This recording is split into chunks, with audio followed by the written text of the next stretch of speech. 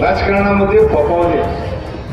त्यामुळे कधी कधी मला सुद्धा वाटतं की मला सुद्धा अशी किळस यायला लागलेली या गोष्टीची। कशा करता आपण ज्या उद्देशानं ज्या भावनेनं या क्षेत्रामध्ये आलो, आता इथे कोणतं सांगितलं की परिस्थिती सिद्धेश्वरच म्हणले वाटत भयान परिस्थिती आहे। जे राजकारणाचा स्तर किती खालच्या पातळीवरती आलाय ते काय मी सांगण्याची गरज नाही। त्यामुळे आम्हाला कधी कधी वाटते की आपण आता हे सोडून घरी बसावं, का आपण ज्या भावनेनं या ठिकाणी आलोय तर तो हेतू सफल होणार नसेल आणि मग पैशाच्या जोरावरती सत्तेच्या मस्तीच्या जोरावरती जर कोणी लोकांना विकत घेऊ पाहत असेल किंवा लोकांवरती काही लादण्याचं काम होत असेल तर ही काही समाजाच्या आरोग्याच्या दृष्टीने काय फार चांगली गोष्ट नाही। त्यामुळे मी खरं म्हणजे वाढदिवस टाळतो। आम्हाला वाटतं की फुलं उधळली हार घातले खूप चांगलं झालं, पण मला माहित आहे की 100 ते 90 लोक पाठीमागे गेल्यानंतर आपल्याला शिव्या देत असतो।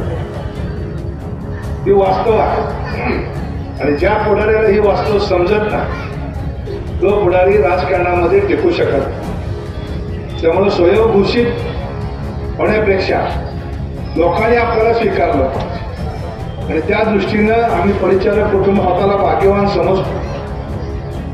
कारण मी काय आज गणेश भाऊला पैसे देत नाहीत, माझ्याकडनं पैसे घेऊन जावा सायकली वाटा।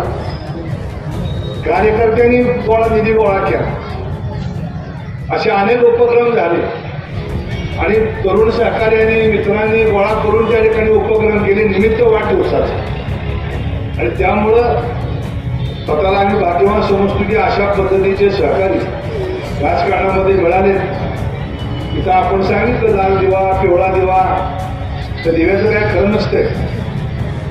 आज आहे तर उद्या आहे का नाही माहित नाही। बघितलं आपण त्या कलेक्टरनं दिवा लावायचा एक मोह केला तर नोकरी गेली ना। त्यामुळे दिव्याकरता काही डवळेसर करायचं नाही। शेवटी पंढरपूर आपला आहे, तुम्ही माझे आहात मी तुमचा आहे आणि मग तुम्ही माझ्यासाठी मरायला तयार आहे तर मी तुमच्याकरता जगायला शिकलो पाहिजे आणि ती जगण्याची ताकद तुमच्यासाठी ती शक्ती परमेश्वरानं द्यावी एवढंच या निमित्तानं ईश्वरचरणी प्रार्थना करतो।